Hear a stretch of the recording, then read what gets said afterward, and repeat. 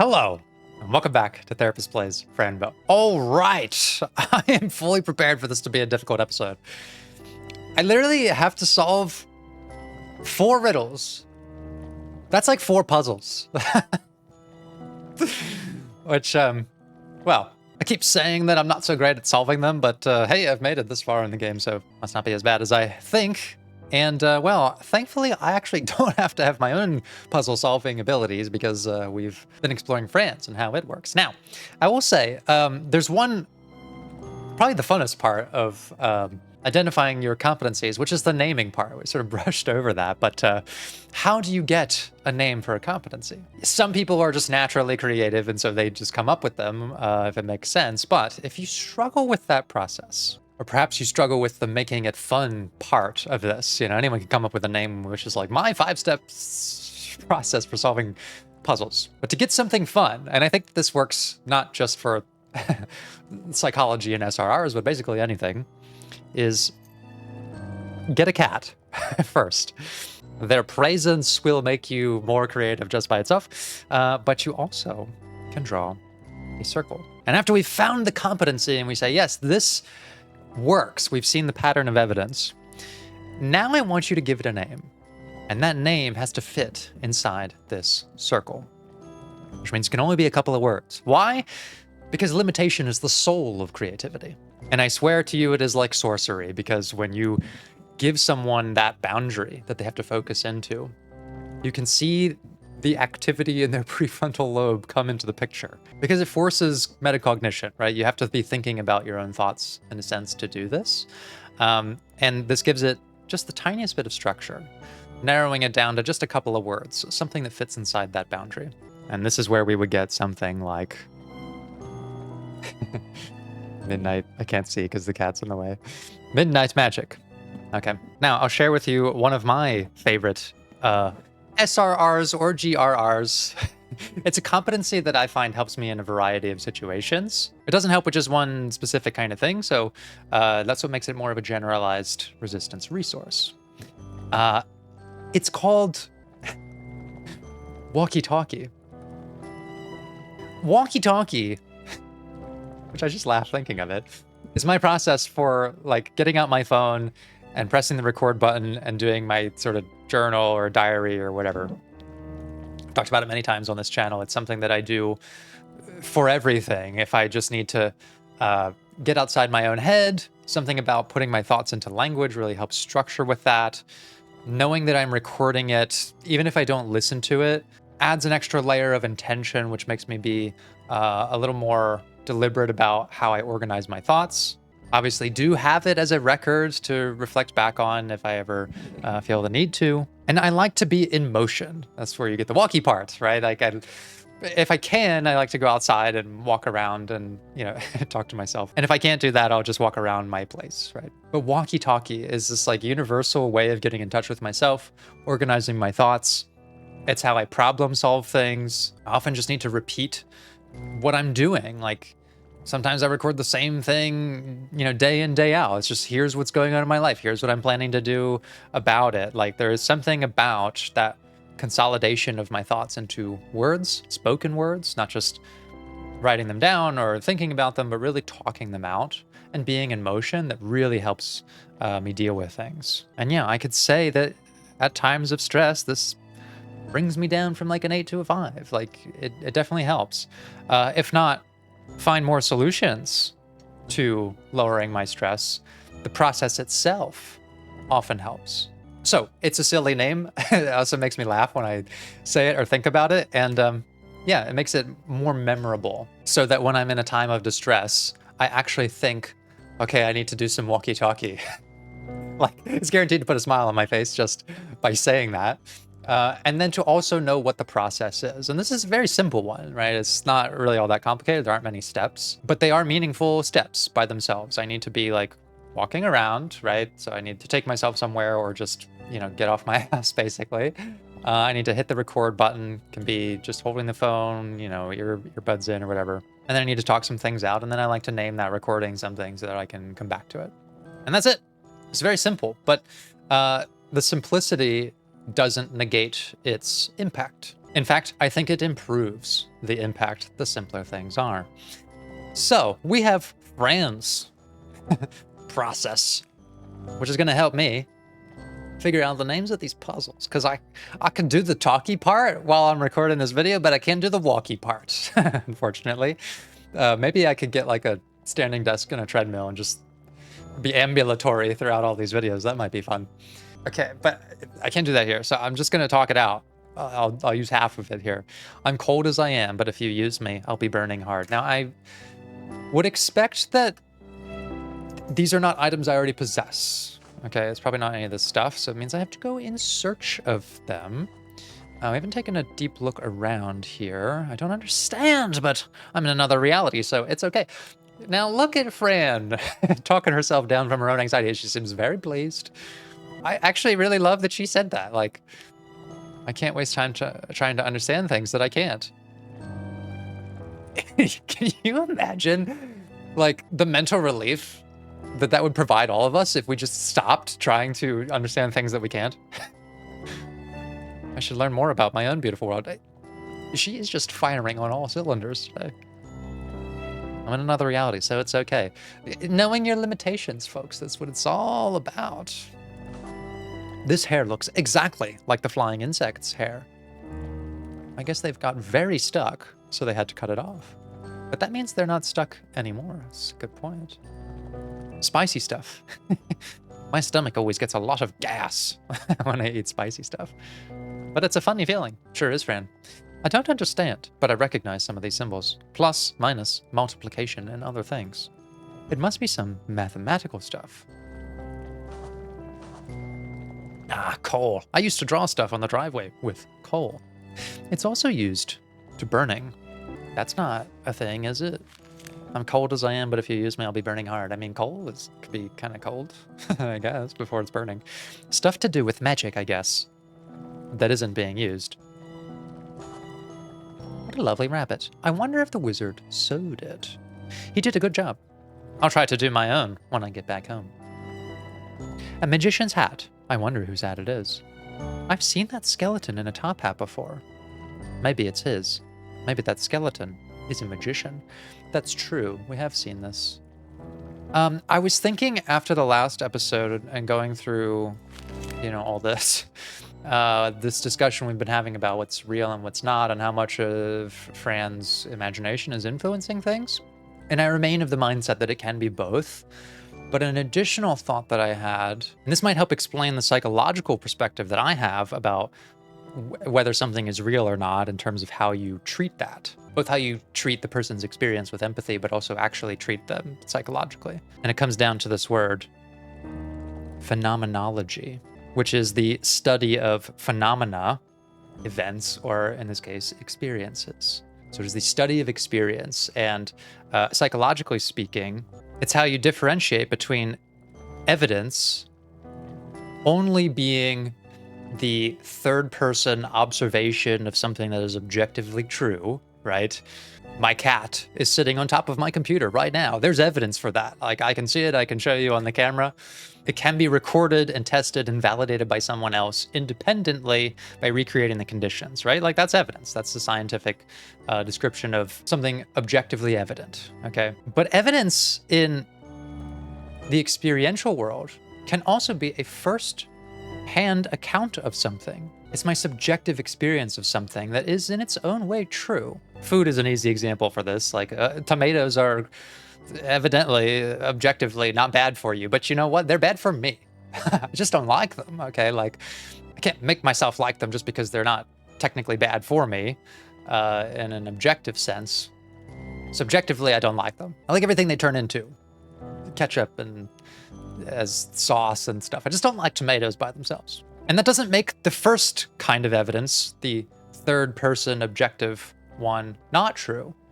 So it's not a case of subjective experience overrules an objective reality. A person can experience fear and not actually be in any danger. And in fact, that's like at the root of a lot of our dysregulation, especially when it comes to PTSD. Like, if you have a moment of crisis that's related to a trauma, it's not that the trauma is happening to you again, but you are experiencing it again. So that's kind of how we look at it from a trauma-informed perspective, and recognizing people's experiences as true. It's not to say, by validating your subjective experience, I am discounting the importance of an objective reality. And so when I talk about Fran's experience in Athersta, that's kind of why I'm like, it doesn't really matter all that much to me whether she was really here or not. Whether she is like in the woods right now or really here, if I were talking to her after these events, you can recognize them both, which gives dignity to the person's subjective experience, and recognizes the very real implications of this person is disconnected from our shared experience of reality, and that there's likely some underlying pathology there. So that is my case for how to think about this. It's not a one or the other for me, just as it's not when I presume, a doctor is talking to someone and they're like, look, I can't find anything that's wrong with you, but I recognize how much you're suffering from the fear that something is. I'm just avoiding doing these puzzles. I'm so much more comfortable psychoanalyzing and talking about this kind of stuff than I am. Okay, I gotta get on with this. I'm cold as I am, but if you use me, I'll be burning hard. Why is that not cold? Mr. Midnight, do you have any bright ideas? Let's concentrate on the riddles, Fran. I can always help you. Yes, please do. Oh, maybe I have to, like... Kitty, help me out, please. Help with riddles. I know you love riddles, but do you think you can help me with these? Gosh, wouldn't that be great? If I could... Miarin! I need help with these riddles. It depends. There are things that my cat brain can't understand. Okay, now I'm tired of people recognizing their limitations. You need to overcome this. Riddles 1 and 2, please. I know, Kitty. Well, help me with the riddles 1 and 2. All right. Let's hear it. Riddle 1. I'm cold as I am, but if you use me, I'll be burning hard. Let me think. Cold as I am, burning hard. It has to be something that can be lit, or something. Yes, coal. It's also used to burning. Why is... How do I, like, determine if it... is it something I have to be able to pick up, maybe? Something that can be lit on fire. There's a couple other things to look at in here. We'll come back to it, but... What stuff gets lit on fire? Oh. What? That's... that thing was on fire. Did you see that, Kitty? Did you? Yes, my dear, I saw it. What was it? I think it's the shadows. Oh dear. I don't want to see them again. Again. Yes, Kitty. They were all over the place in the hospital. I want to go home. We'll go home soon, my dear. I just love Mr. Midnight so much, you all. We don't often get, like, companions in these games that we play, and we certainly don't get any that are, like, genuinely supportive. It's not a complex relationship between Fran and Mr. Midnight, and there doesn't need to be, and I hope there isn't ever. It really can just be that simple. Like, he loves us, and we love him. Kitty, can you make me a promise that whatever happens, you and I will always be on the same side? Oh, please don't tell me that that's, like, on the table for us to not be on the same side. Of course, my dear, I promise. You better keep your promise, Mr. Midnight. I can handle all kinds of bad stuff happening to us, but I can't handle you betraying me. And I do consider abandoning me a kind of betrayal. Please don't do it. Great. Now we have to keep going. Look how important this is to her. And to me, I say. And this mountaintop is very high because it's the top. I just love her use of superlatives. Everything is very locked or very closed. Very tall. I guess it would sound very loud, like an earthquake. I wonder what a talking mountain would sound like. Yes, I also wonder. It's got a face. Don't think we can talk to it right now, though. Okay, stay on track, Fran. Got to find something that can be kindled. What stuff can be kindled? Branches? Technically, anything can be lit on fire. So I don't know how helpful that is. Oh my god! What the f... Mr. Poundress! Poundress? Sir? Wait! Don't go! Oh no! You looked really bad, kitty. Isn't that the doctor? Maybe he can cure himself. Oh! Oh, what a pleasant idea, Mr. Midnight. I hope so, kitty. He was so hurt that he lost his feather. I wonder what happened. Oh, this is Poundross's feather. I hope he gets better soon. Why was he like a dark creature there? That's got to be like part of one of these riddles, right? Yeah, light and hollow. I'm the freedom of birds and men. Okay, that's got to be the feather. Okay. Yeah, this place is definitely not like a conflict-free fantasy. I keep unintentionally rhyming. Okay, nothing that I can light on fire here. Maybe if I change the season.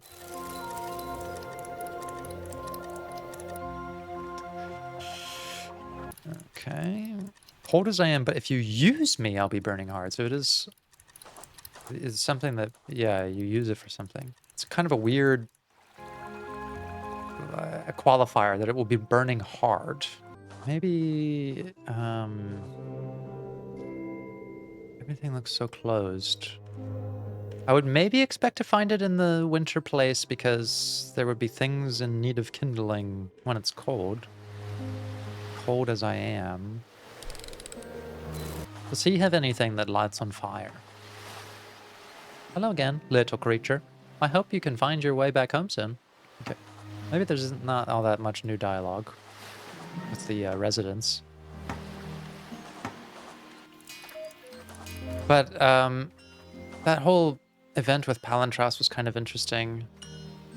I'm wondering if, well, I should just see if there's new events in some of these areas. This guy's selling...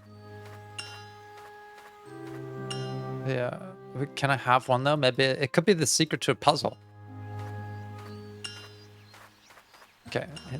I've got gold coins to spare. I would be happy to take some of that dung off your hands. You know, to, like, save the world and get myself home, maybe. Do you have anything that I can light on fire? Okay, no, he doesn't. Cold to the touch. Cold to the touch. Cold to the touch. This boat looks very old. I guess I can't use it. Oh, this is kind of new, the fishing rod. Fishing rod. It seems to be broken. It doesn't have a hook, and the fishing line is too short. Is that a... Tiny as the sun? No. Flow cold-blooded sun. Let your body dance through the rising stream. It's got to be a fish, right? I bet I can catch a fish, but I need to fix this broken rod first. God, I'm basically like just as clever as Fran. You know, like at least as clever as a 10-year-old. Now, what's going on here? Come closer, Fran. Have the one thing you desire. I have what you're looking for.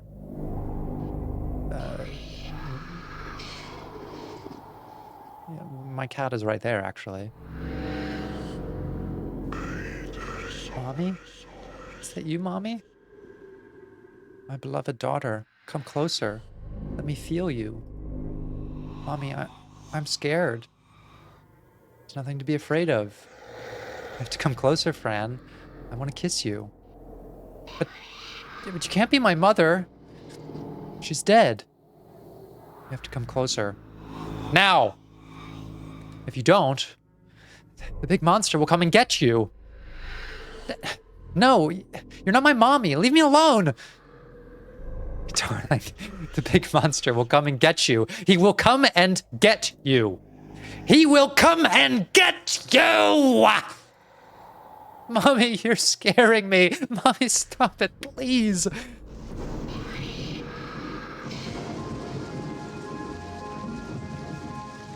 Okay, yeah, I don't think Fran is like in a mind protecting delusional fantasy. Like, what kind of shit fantasy would it be if you're literally being traumatized in it?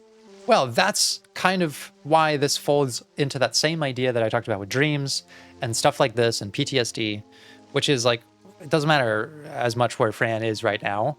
She just experienced that. That is one kind of evidence when dealing in the world of psychology, which is that she subjectively experienced it. She will continue to subjectively experience traumatic responses to the loss of her parents, including things like a dysregulated HPA axis over time, right?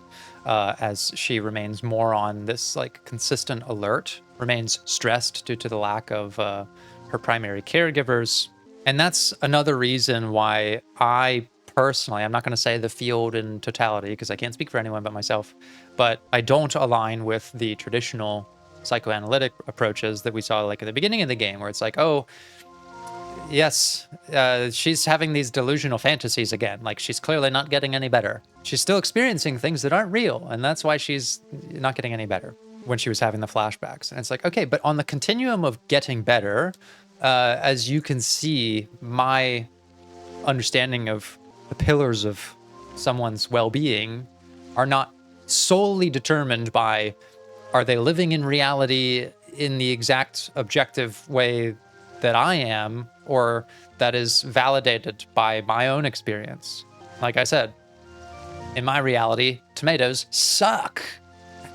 That does not disprove the fact that, you know, they can be good for you, and some people might have an allergy to them. Like, in the same way, Fran is getting much better in many ways as she develops midnight magic, right? That's why my approach is focused on surfacing those traits and competencies of someone and making sure that we capture them for use as someone's life continues. Because you could very easily look at this another way and say, oh, she's getting much worse, isn't she? After she left the asylum. You know, now she's like delusionally following around her cat, and she's having more visions of her parents. Look how tormented and sick she is. She's clearly getting worse. But it's a continuum of health, like I said. There are certain things she's getting much better at, and there are certain things that are not improving. But to take only a look at the ways that her mental illness has developed and say, but that's the evidence that in totality she's not getting better, and these things that do appear to be signs of positive coping, right? Well, those are incidental. You know, they're just a reaction to the circumstance. Like, well, okay, but I would prefer to capture them and solidify them and have the person go forward with this thing that, as I keep saying, is evidence. It has evidential proof that it was effective for you. And the evidence is subjective, but that's why you do things like help someone develop a scale that helps them rate their experiences, helps them understand what actions they took or resources they used to make things more manageable. None of that stuff is really focused on the objective evidence. It's focused on the person's evidence. And what do you know? A moment like this, Fran has the opportunity to jump into the expanding dark maw of those trauma ghosts and get her mother.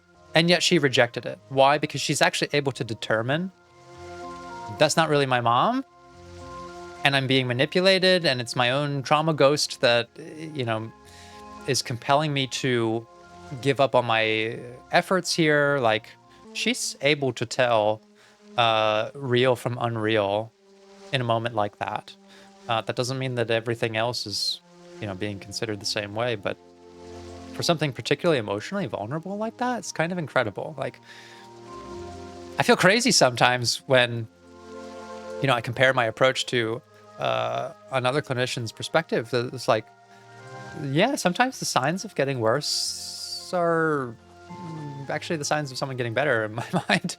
That's why I've been bringing so much of the neuroscience into the picture, because then it's not just my opinion. Like, developing SRRs that help you manage the stressful situations in your life actively helps with regulating the HPA axis. It helps with restoring the nervous system. It helps build new neurosynaptic bonds that reintegrate themes and understandings of strength and adaptability to a person who has been traumatized and very likely feels disempowered and without those things. So it's not just an opinion to say, oh, this is helping and this is getting better. Like, it's actually helping. And yet, someone else might look at that and say, wow, she's like getting crazier. Isn't she getting worse and crazier because of the stuff that she's seeing is more outlandish? What do I know? Okay. I think we need to catch some fish, but we don't have a hook, and the fishing line is too short, so we need to find a hook. And as I correctly identified, there are new events happening around us, and maybe also dependent on the season, so I should pop around a little bit here. Who has a hook?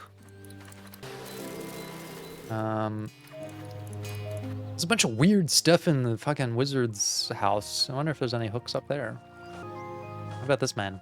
Does he have any insights? Okay. Oh, he wants to see me in fall at the bar, which I think was this way. Maybe there's, yeah. Another very tall gentleman. Good day, little lady. Can you show me your ticket, please? How do I get one? Hello, sir. I don't have a ticket. How can I get one? What? All the Thyrsis citizens get a ticket. Why don't you have yours? I'm not a citizen, sir. Maybe that's why. Not a citizen? That's a new one. Too new for me, though. Sorry, little lady. I can't let you in. So he's a bouncer. All right, sir, I understand. But what can I do then? I would really like to go inside. I don't know. This has never happened before. His whole job is bouncing. He's never had to do it. That must be nice. I guess I'll have to find my own way inside. Thank you. Bye. She's basically like, I'm going to sneak in. Maybe I just time travel inside. Can I do that?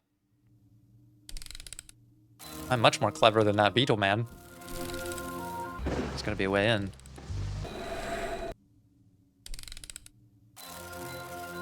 Oh, who's this? I don't think I can talk to them. No, I don't have my ticket. I mean, I do have this thing that has a bug on it. Can you take that? Probably not. I wish I could just go stand over there.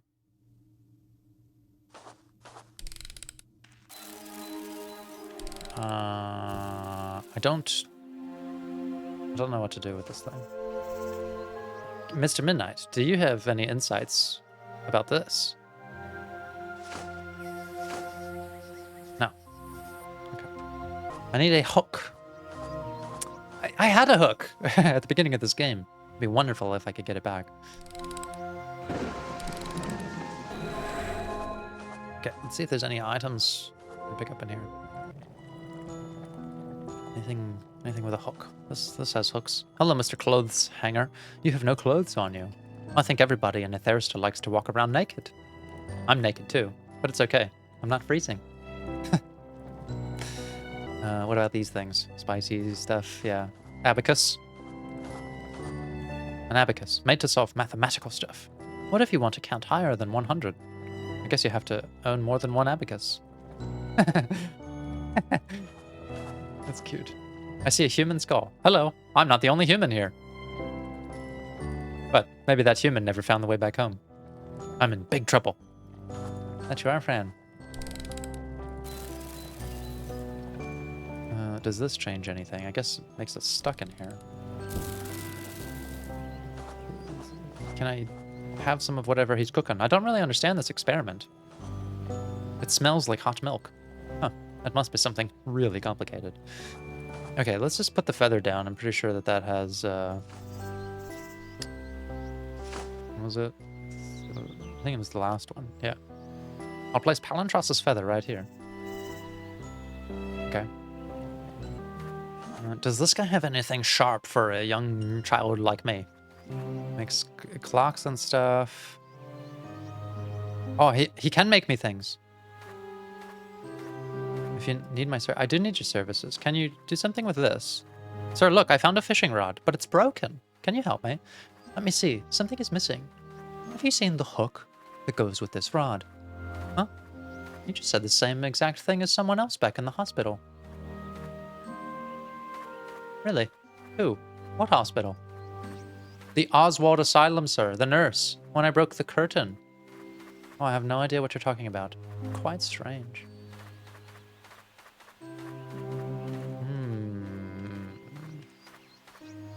Yeah. My sort of best guess here is that, like, Fran could really be here, and it can also be influenced by her imagination. It's kind of what Palantros was getting at. Like, you wished for a place to protect your mind, which happens to be a Thirsta, which she seems to have some sort of influence over, as some things do mirror, like, her lived experience. Make me a hook. Well, let's forget about it. Can you please make me a hook for the fishing rod? Yes, let's do it. If you give me 1 coin, I can give you... I knew those coins would come in handy. If you give me 2 coins, you'll get an entire working hook. I don't need half a hook. I need the whole thing. The whole thing will cost you 3 coins. This man is fucking... He oozes greed. 1 coin for half a hook and 2 for the working one, deal? Oh, sorry, you're complicated. I'll bring your coins soon. Okay, whatever, dude. I have all the coins I fucking need. Here are your 3 coins, sir. Wonderful, thank you. And here's your hook. Sweet. Thank you, sir. It's perfect. I'll have to go now. Combine. What? What do you mean? It's literally made... Why is my luck with combining hooks with things? The line is too short. So it needs to be longer? Hello? Can you... You're not done. What happened? Okay, the line is too short. I need it to be longer. Who can extendo my thing? Maybe this builder. Can you... What do you think about this? Can't be done. You didn't even ask, Fran. What about... Can you do something with the poop? Even if it works, I don't know what it does. Okay, I need something that can extendo my fishing rod. Clearly I need something else before I can combine the hook with the rod. Do you know what I can do with this? It won't even... I won't even try that.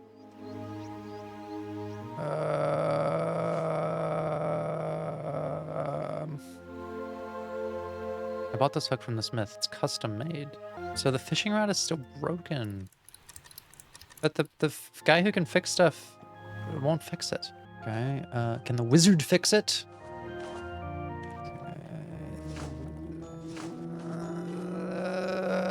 No, can't be done. Okay. Okay, I'm stumped. Mr. Midnight. I need help. Kitty, help me out. Help with the riddles. Let's try number 2. Riddle 2. I'm shiny as the sun, but I'll never burn you. Perhaps a sour smile. I'll get you. It has to be something round, yellow, and sour, for sure. That's got to be a lemon. This man has lemons.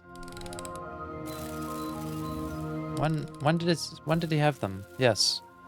Aha! Can I have one of your lemons? I'm sorry, lovely. Lemon resources are quite limited. You literally have an abundance of them.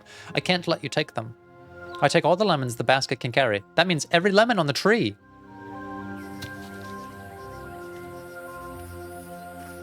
He's just gonna... This man's got a lemon monopoly. Where's he going? Oh, he's taking him to the bar. I need to get in there. I need a ticket. Shit. Okay. Where the fuck do I get one of those? What about this guy? He's got the threads. Can I have some of your thread for my tools? Hello, miss. I'm wondering if you have some thread for fishing line. Do you? Fishing line? Thread? Yes, yes, I have some. Do you want it? Yes, please. How much is it? Well, quite a lot. Is that good? Oh, I meant Price-wise, miss, I only need enough for the fishing line. Oh, I forgot to think about the price. You see, I've never sold anything before. What? But you know what? You can have it. I hope it makes you happy. That's kind of sad, actually. Oh, wow. Thank you, miss. I hope you come up with some prices and sell something soon. Bye. Part of me wonders if there's any such thing as a free lunch in Aethersta. What's the catch, basically? Well, I guess I did pay triple the price for my hook, so it doesn't matter. I now have the fishing rod, and I can catch a fish. Maybe I can catch 2 and give 1 to Mr. Midnight. Oh my god. I love this. What a fantastic little scene. I love how much Mr. Midnight is helping me.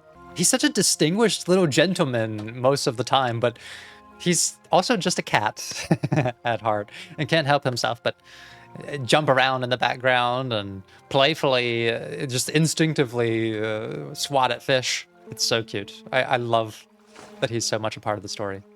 I caught a fish. I'm very sorry. Oh, okay. A fish that's dead now. Poor fishy. She's so empathetic. It's great. Okay. Well, now I have 2 of the things. Let's go put that one up there. I think that was riddle 3. There goes the dead fish. Poor fish. Okay. It seems clear that the second one, maybe a lemon. I'm shiny as the sun, but I'll never burn you. Perhaps a sour smile. I'll get you. But I can't get a lemon. I don't have a ticket to get into the bar. And I'm cold as I am, but if you use me, I'll be burning. I don't understand why this isn't coal. That's literally coal. It's cold. Until you burn it. What about a candle? I can't. I'm gonna come back to that one. Let's focus on getting a lemon. Ticket. How do I get a ticket? How can I get into the bar? Please, sir, give me a lemon. Can I make some sort of deal with him now that he gives me a lemon later? I'm looking forward to seeing you at the bar in the fall.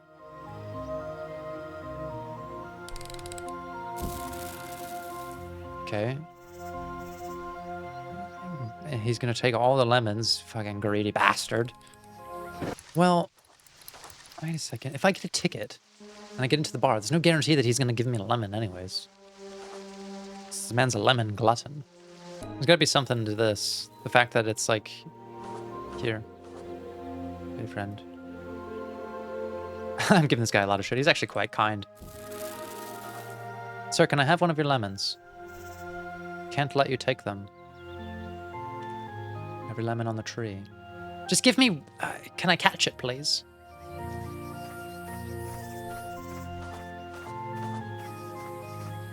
There's got to be a way to get his lemons! Kitty, attack him! Sneak one of those lemons. This is how they fucking destroy you, man, okay? When you can't get your citizenship, okay? You're basically not a human. You're not treated with the same laws and respect that other humans or trees or beetlemen are treated with. I'm relegated to a lemonless, citizenless existence here because I wasn't born here. That's bullshit. The basket seems to be in good shape because if it wasn't, it wouldn't carry stuff, of course. It's not mine. Wait, the basket seems to be in good shape. I'm like, why is she saying this? That's good. Because if it wasn't, it wouldn't carry stuff. Like the lemons?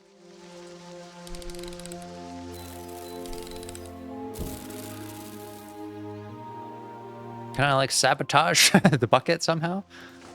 This must be a lemon. I have to be able to get... Basket seems to be in good shape. If it wasn't, it wouldn't carry stuff. It's just... I know what you're thinking, Fran. You're thinking sabotage that man's lemon basket and cripple his fucking monopoly on the lemon business. All because they don't consider you a classified citizen.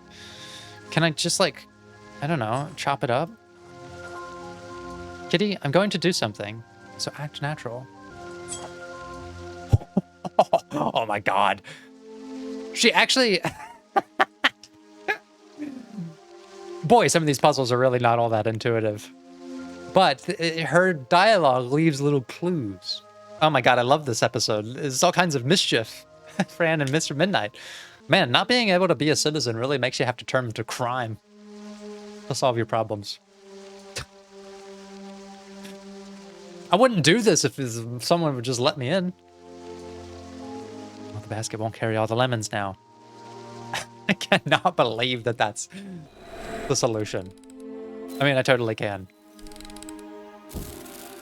Oh, I'm so getting a lemon now. Oh, get fucking owned, man. None the wiser, too. Oh, and accidentally dropped a lemon. I think I'll keep it. I'm sure you will, Fran. A shiny, juicy lemon. Okay. It's number 3, then. Or 2, or whatever it is. I guess I don't even need to get into the bar. Don't even need to be a citizen. What do you know? I could just keep living my life on the fringes. That's not his fault. The Beetleman. He's got his own citizenry to uphold. I'm sure he doesn't want to be hauled off to jail. Okay. Lemon.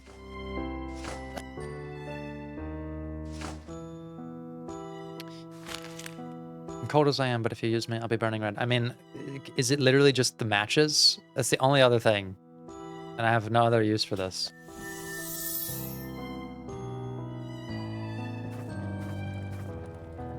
I'm a little shocked, to be honest. I really think that should have just been coal, or I don't know, anything else. I smell victory. I smell delicious victory. Congratulations. Thank you, sir. I'm ready. Let's bring the stones back. Yes, we'll start with the fire. Cottram has awakened. Cottram is alive. On the top of the mountain, he will be waiting for you. He has my lovely wizard hat. Bring it to me. Your hat? Yes, the stones are hiding in my wizard's tools. That's why I can't remember a thing. But now I'm remembering. Go to the top of the mountain and find Cottram. And come back when you have the hat.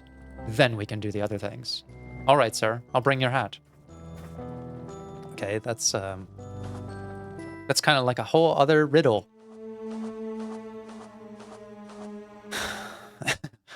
Oh, that must be it. Please, just give me like a combat trial or something. Like, just don't ask me to solve another puzzle of words. Who dares wake me? Who? Oh my goodness, you're alive! I'm sorry to bother you, sir. I'm Fran. Fran. I see. There is also, like, almost this exact creature in Return to Oz. Look at this. Look, okay, just, maybe I'm not allowed to show this because of copyright, but look! Poor Dorothy. She gets so traumatized in this. I'm starting to think that this really can't be an accident, like how similar this is to what we're seeing. Anyways. Fran, I see. I don't know what that means. Well, I don't really know what it means. It's just my name. Oh, all right. Mine is Cottram. Do you want to know why? Sure. Tell me. Cottram means born in heaven. I used to be a star. And because I was born in space, that's very logical. Wow, I've never met a star in person. Nice to meet you. Nice to meet you too, Fran. So what brings you here? The great wizard told me to get the hat, so if you don't mind. I can't do that. I'm divorced. What? What do you mean divorce? I just need the hat, sir. It's very important. I can't. If I give you the hat, the entire land will suffer. You'll have to find another way to get home. Another way than you not being divorced? The king told me that there's no other way. Please help me. I told you. I can't. My wife left me. She was the one covering my top. If I take off the hat, my magma could erupt and kill everyone, including you. I'll get her back. Fran, I don't know if you should make a promise like that. Where is your wife now? Maybe I can get her to come back. She decided it was time for her to start her own island. So she broke up with me. I didn't get a chance to ask her why. Oh, poor Cottram. I miss her so much. Oh, where's your wife now? Oh, so now she's on her own island. Do you know where she is? I think she's on the water. Otherwise, I'd feel her presence very strongly. But I don't. Oh, my love. My beloved wife. I'll go see if I can find her, all right? Then you give me the hat. Only if she comes back. Otherwise, you know what could happen. Can't I put something else on top of her head, sir? Like a rock or something, literally anything. No, I like this hat. I guess this is an immovable problem then. All right, I'll be back. I like this hat, so you have to restore my marriage. I did ask for something that's not a riddle. You know what? I actually feel like that's probably something I am a little more equipped to do. In fact, given the chance, if someone came into therapy with me and said, Brady, what has 3 sides, but you can see it 5 different ways? Or can you help me get my marriage under control? I'm taking the marriage problem 100% of the time. I don't know what has 5 sides, but 3. I can't even make up a good riddle. That's how illiterate I am. Anyways, this, I have a habit of going on these tangents when something isn't happening on screen. Know you're all alone. Let me be your mommy. Let me feed you. Come to my side. And you'll have many new friends to play with. I don't want you as my mommy. You look very scary, and I don't like you. Fran, who are you talking to? Huh? The woman standing... It's nothing, kitty. Okay, that was, strange. And also not particularly related to Fran, just any sort of motherly figure, I guess. Something dark is trying to appeal to us and make us give in. But we won't. God, what conviction she has as well. She doesn't want just any mother. She doesn't even want her own mother, unless it's the real deal. But I think at this point she knows that's not coming back. I mean, she said, I want to go home to be with Aunt Grace. I want to go home. I wish I had my parents. None of those is like, I have to get my parents back. Like, she's not denying that it happened. Which I think is really significant, actually. Along everything else that we've talked about. How much is she living in a delusion versus just reacting to her sensory experiences, which may not be fully calibrated to reality. Maybe I'm landing on the theory that it's all true. Both sides of the argument. It's in her head and it's really happening. Why? Maybe I just don't like being all that decisive. Okay. What am I doing? I need to find this man's wife. Can you build me a boat, sir? I need to find someone's wife. What about this? Okay, no, he doesn't want it.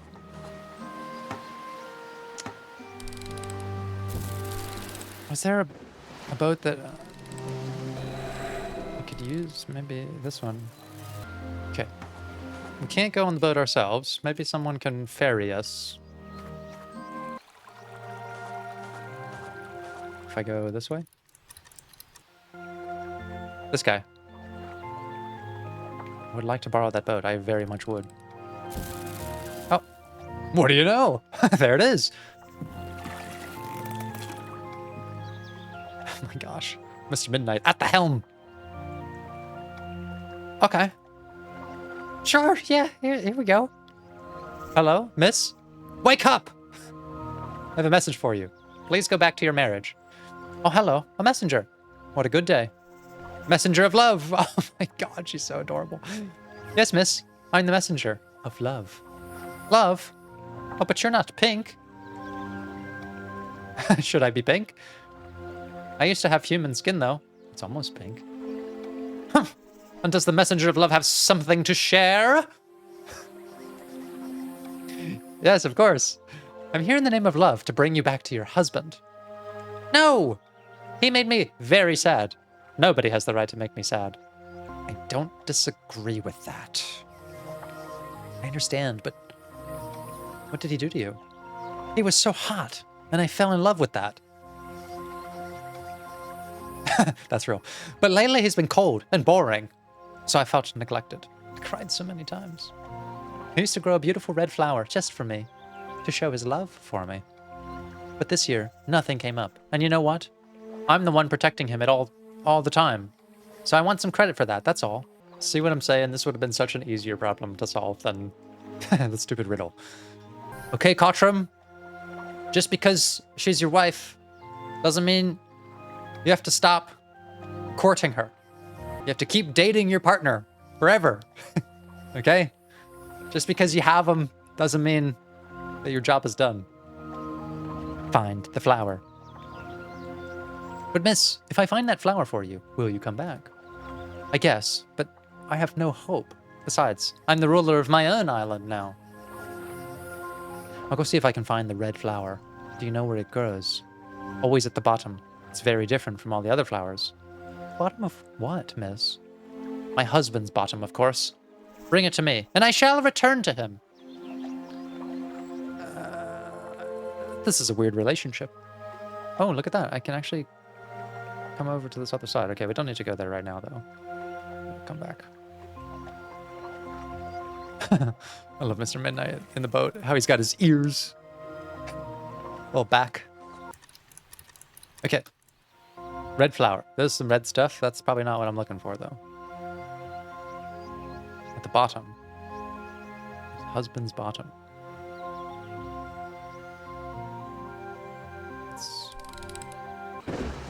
There's a red flower. This must be the flower I need. I can't take it with my hands. It has dangerous thorns. Can I cut it? The bloody knife continues to pay its dividends. Should probably clean that though. It's got our own blood all over it. It smells funny. Okay. Let's this is like the easiest marriage resolution I've ever had.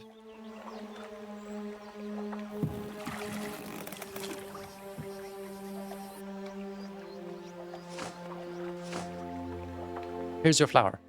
Miss, I found it. Look, look, the red flower. Oh, thank you so much. It looks so beautiful. You're indeed a great messenger of love. Thank you, miss. We should go back to your husband right away. He really misses you. I'll see you there in wintertime.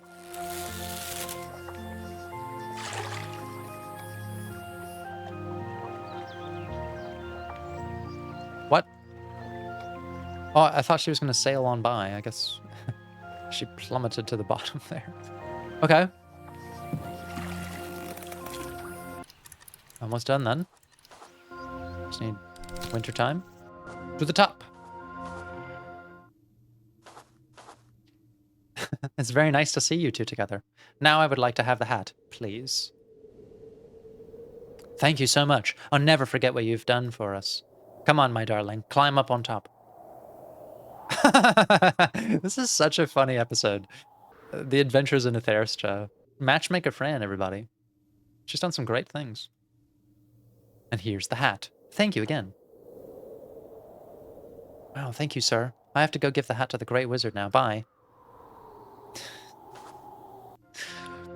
Please be the end of this man's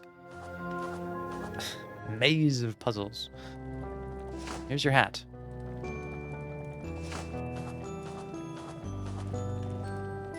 Here's your hat, sir. Oh, my hat. I feel the knowledge flowing through my body. I feel happy. That's great, sir. What's next? I imagine she's a little exasperated. Solving everybody's problems here. The gift from the soil. The fruit. If he needs another thing, I swear. The creation of selective random elements. So we can eat. Beautiful, isn't it? Yes, it's incredible. Yes, the fruit is talking to me now. It says that the book. My book of knowledge. It's in...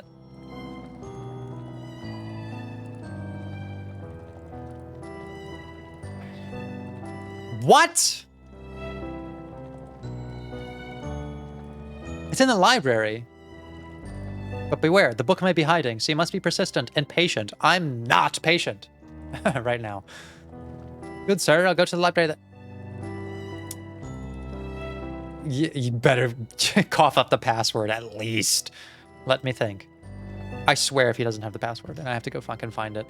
It must be something about how we learn. Or, Ah, I remember. The password is, your basic senses are easily manipulated. Shut them down before learning.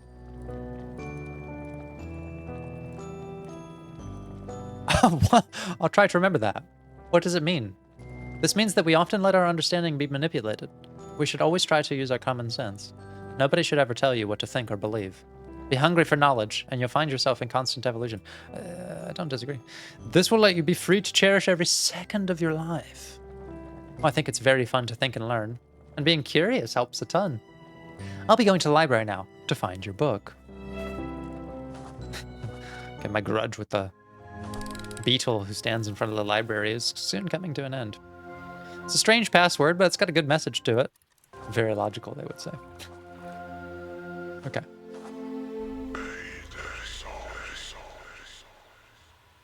Do you remember, Fran?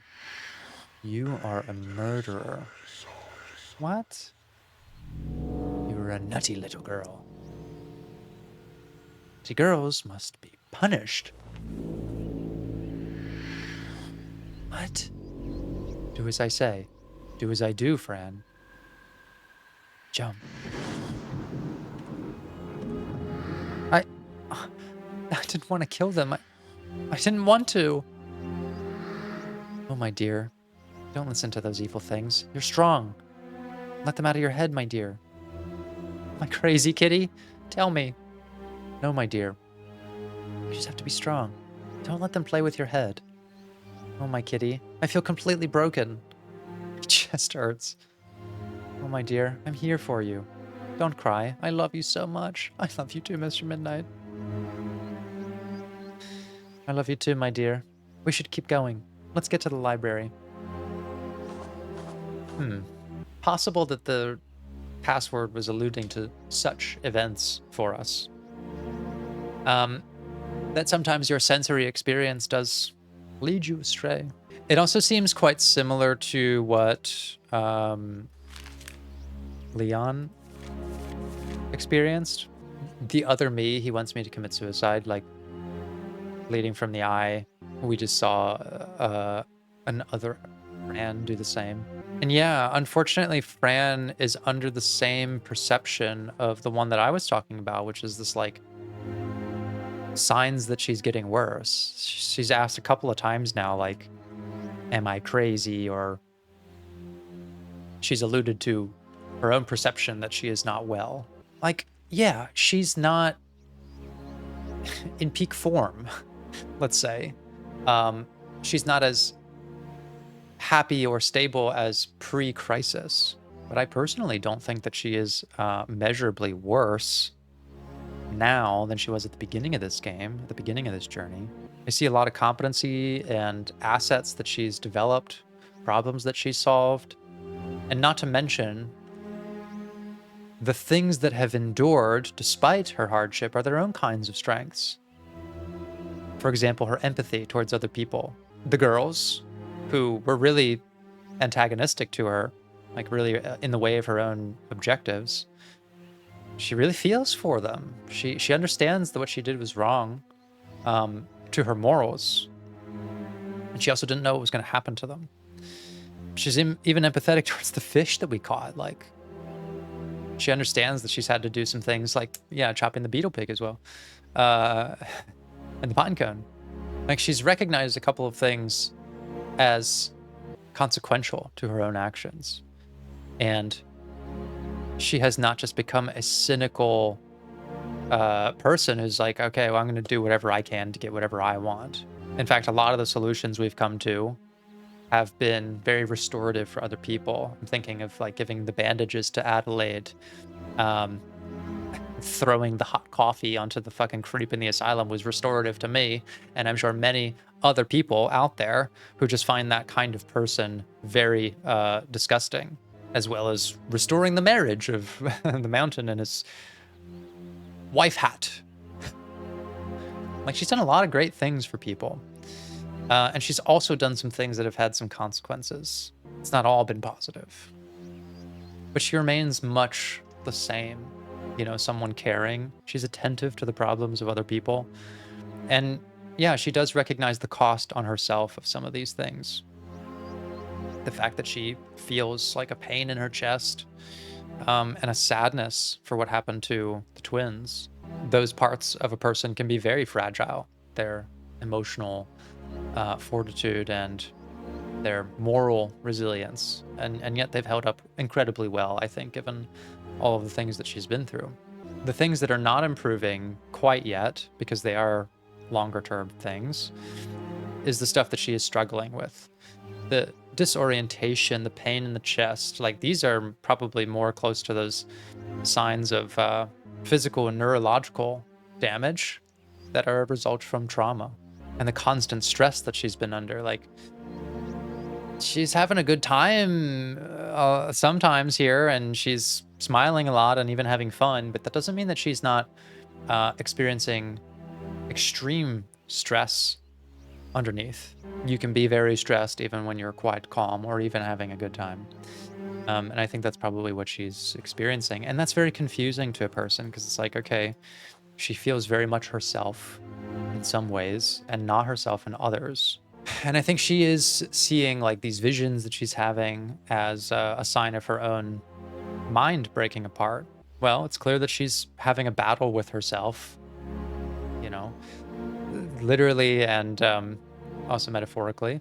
You could take some of the visions and themes here as well as, you know, this is just the dark side of us that feels compelled to give in to our own suffering. And I like that perspective, because this, even if you were to just make the very realistic argument and like this is all in her mind, I still like the idea, the message coming through from the writers of this, that we are ourselves a naturally self-preserving and positive force in our own lives, and that a kind of dark weight pulls us down from that, represented by like a darker variant of ourselves. It externalizes a lot of our suffering to say, this is not our natural state. This is a force acting on us. I really do like that. I think that's a healthier way to think of things than just, I am a person with a disease. And if you take the more metaphysical route, or even some sort of hybrid, as I have been, it's possible that Fran's suffering, the part of herself that is struggling internally, has made manifest as this external creature or being that looks like her. And so, like we were talking about last time, her inner darkness is like kind of being given presence in the world because she is experiencing it. All the way on the fantastical side, you have, this is, you know, the Kamalas at work, these evil creatures that just manipulate the mind and will shapeshift into you to make you think that you're going crazy. So there's really a lot of different themes going on here, and I think they're all interesting in their own right. What's true in all of them, though, for me, is that there are parts of Fran that are not getting better yet, and there are parts that are. That's why I feel like it's part of my responsibility as a therapist, as someone trying to guide someone through a difficult time in their life, to give focus to the parts of us that are quite adaptable. And it's easy to notice when you're getting worse a lot of the times, and it's not so easy to notice the stuff that's actually improving. Okay. Yes, I remember you're only open. Okay, let me in. I have the password now. Yes, I do. All right, what is the password? Let me remember the words. It was something like, your eyes and ears are limited sensors. Shut them down before learning. Good. And why is that? If you let me in, I'll know. Because then we can see. Because only then can we really see. It's like this city. It was invisible to me before. Knowledge is everywhere, even in darkness and silence. You can come inside, have fun. I guess that's another way to think about this too. When you take duotine, you're not transported to a different place in space. Like, you're in the same space. You're just in a different reality overlaid on top of it. So Ethersta, we could be in the asylum again, potentially. Maybe that's why there's little echoes of that here in the structure of the place and some of the people and the doctor, Palantros. Maybe that's like Dr. Deern or something. It could be a lot of that stuff. And we could literally be there. And we could just be similarly like we are on duotine. It's not like we are vanished out of the asylum necessarily. We're just also able to perceive this other reality, I think. And so we could be there and just be perceiving this invisible world and city and solving these problems in some practical way also in the real world. I don't know. It's just my best guess. Okay. This is a lot smaller than I thought it would be, but very cozy. Hello. What are you reading? A book with many letters. Sometimes I think some letters look very scary. Read something else. Maybe you should read something with a lot of pictures instead. Oh yes, some other day, dear. Now, if you don't mind. Oh, sorry. Excuse me. Hello, sir. What are you doing? Ah, I'm looking for my special book. Oh, sorry to ask, but why are you standing on that ladder? You have wings. Because this ladder was made to be used, of course. But what if I need to use it?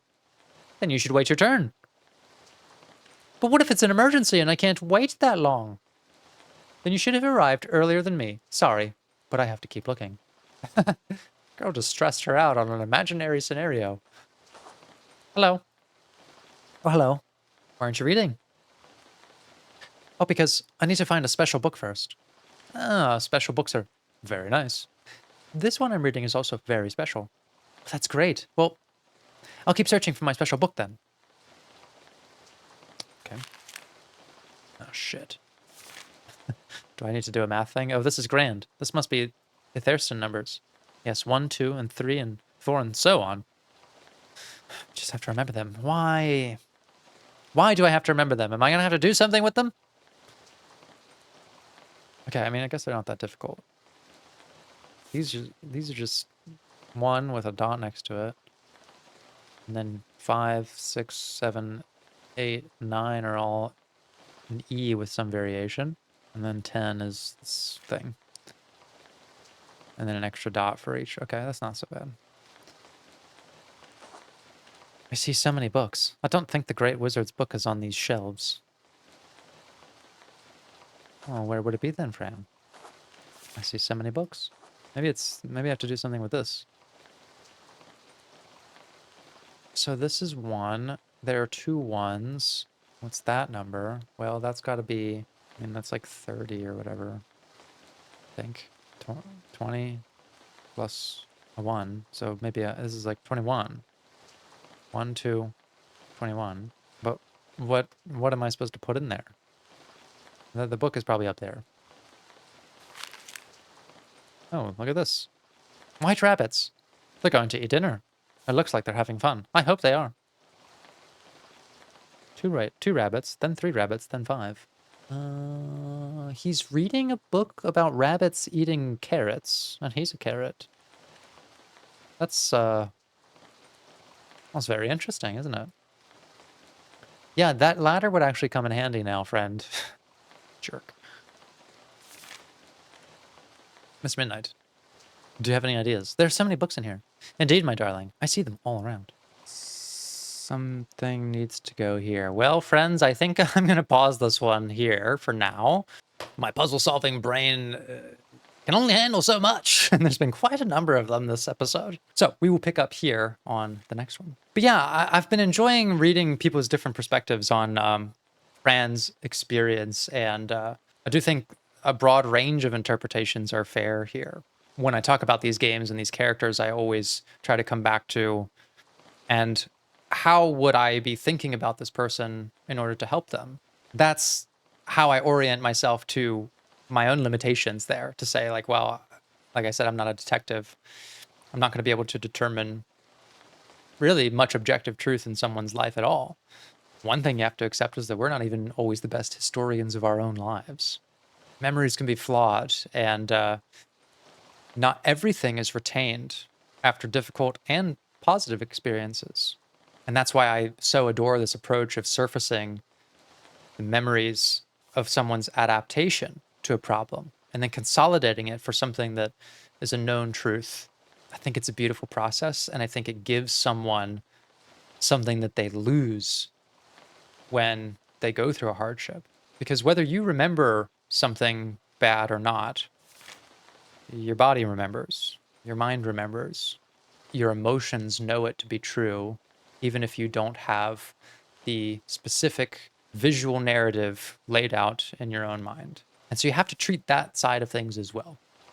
And you do that by reattaching memories that were lost of how you survived things, and then creating new ones based on taking that survival experience and adapting it to future crises. Fran's still having a rough go of it at this point in the story, but there are moments she's living through right now that will be the pillars of her strength later. And I think that's worth something. Well, thank you for watching, everyone. Hopefully we solve this next puzzle quickly in the next episode, and see where the next chapter takes us. As always, be good to yourselves, and I will see you next time.